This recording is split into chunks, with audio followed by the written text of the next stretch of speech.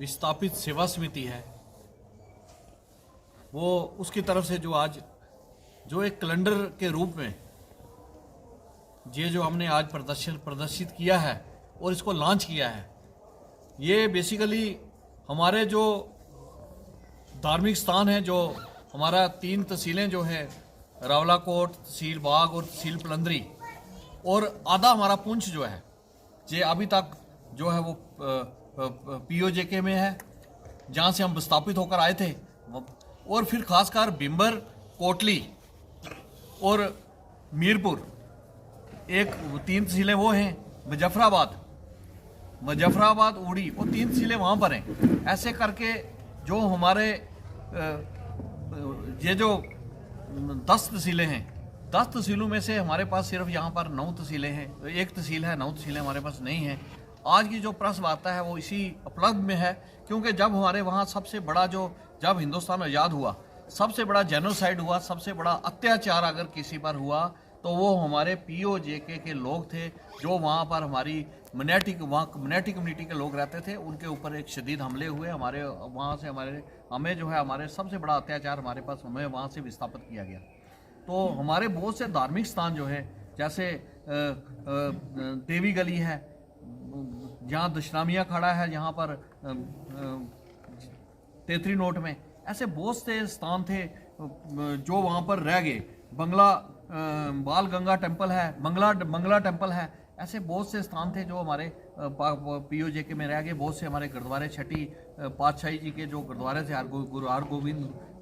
गुरु हरगोविंद साहब जी के जो रावलाकोट में गुरुद्वारा था, जहाँ वो मुजफ्फराबाद में गुरुद्वारा साहब थे, वो वहाँ पर रह गए। ऐसे बहुत से मंदिर थे, हमारा पीठ था, एक शक्ति पीठ वहाँ पर रह गया। हमारा यही है कि आज हमारे बीच में काफ़ी जो है एज, एक हमारे 2 फौजी हैं जहाँ पर जो 47 में फौज की नौकरी करते थे, 20 साल उनकी उम्र थी, वो वहाँ से आए थे। आज वो भी हमारे बीच में बैठे हुए, हमारे बाकी जितने हमारे विस्थापित लोग हैं हम सब बैठे हुए हैं। हमारी एक ही डिमांड है गवर्नमेंट से कि जल्द से जल्द जो हमारा वो हिस्सा है, एक तो उसको लिया जाए, और वो जो POJK में है, और दूसरा हमारी जो सीटें हैं वो 24 सीटें रखी गई थी, जहाँ आबादी बढ़ी 60, 70 से 90 हो गई हैं, यहाँ पर भी आबादी बढ़ी है। और जो 24 सीटें हमारी वहाँ पर फ्रीज की गई थी, आज वो 40 बनती हैं। कम से कम भी हमारे लिए 12 सीटें जो हैं, हमारे जो POJK प्रस्तापित लोग हैं उनके लिए वहाँ से 12 सीटें को जो है वो खोली जाए। और 5.5 लाख रुपया गवर्नमेंट ने हमारी सेटलमेंट की थी। तो मैं ये भी कहूँगा कि बाकी सब बोलेंगे, वो जो अगली किस्त है वो भी हमें जो है, हमारे जो लोग बाहर हैं उनको भी दिए जाएं, और यहाँ के लोगों को दूसरी किस्त दी जाए। और वहाँ के लोगों को आज तक पहली किस्त नहीं मिली है, जो जम्मू कश्मीर से बाहर विस्थापित लोग हैं, तो उनके भी जब से ये 370 टूटा है, एक डोमिसाइल की शक्ल में डोमिसाइल यहाँ पर बन रहे हैं। मैं अपने ओर से और